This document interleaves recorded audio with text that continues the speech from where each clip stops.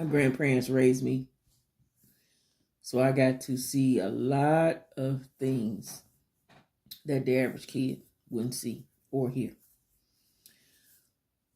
Some of that stuff was things that went on in the church. I had 2 friends that I went to school with and church with. Both of them became pregnant in school, high school. Both of them went up to the altar the same day and asked the church to forgive them for becoming pregnant outside of wedlock.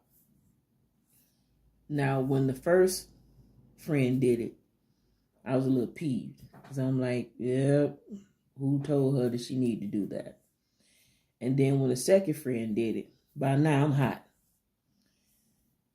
And after my second friend spoke, now I'm sitting in the back of the church.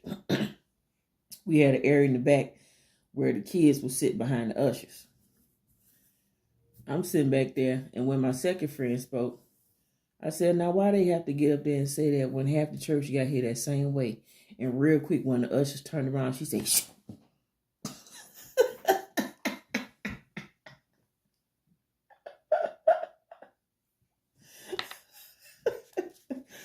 That woman hushed me quick.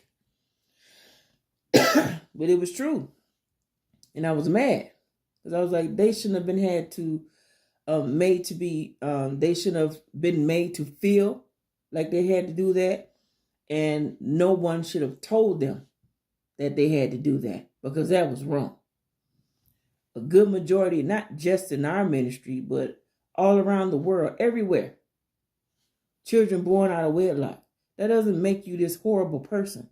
And it really ticked me off, because I'm like, why would they have the girls go up there and not the guys? But in my eyes, neither one of them should have been up there. The mother or the father. Doesn't matter. From what all I knew and had seen as a little girl out of people, married couples, forced marriages, couples already living together, saying they was married and they wasn't, having babies, coming to church as a family every Sunday. I'm like, no, the heck they didn't. And that bothered me for years, of who either made them feel like they had to do that or somebody told them they had to do that. Fast forward. I graduated high school, come back home. I go off to the military, come back home. I come back with 2 children, not married. That same usher, she's still there. One Sunday, I go up to the front to rejoin the church because I had been gone for so many years. I come back to rejoin the ministry. And we do all that, go through the protocol or whatever. And I go back to my seat. And that same usher, she sit in that same spot.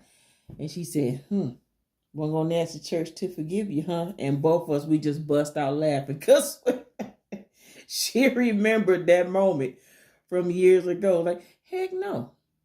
Heck no. If you want me to get up there and say something like that, I'm finna start pointing out everybody. I'm like Nino Brown. If I'm going, all y'all going.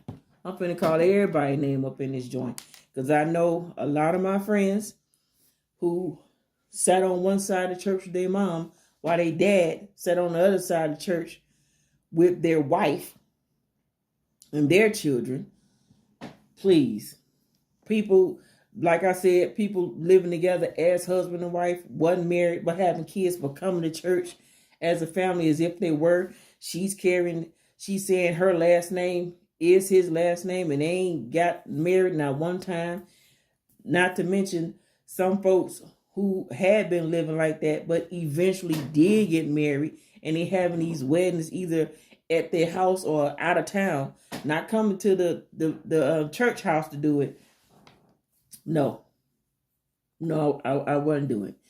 So I said all that to say this.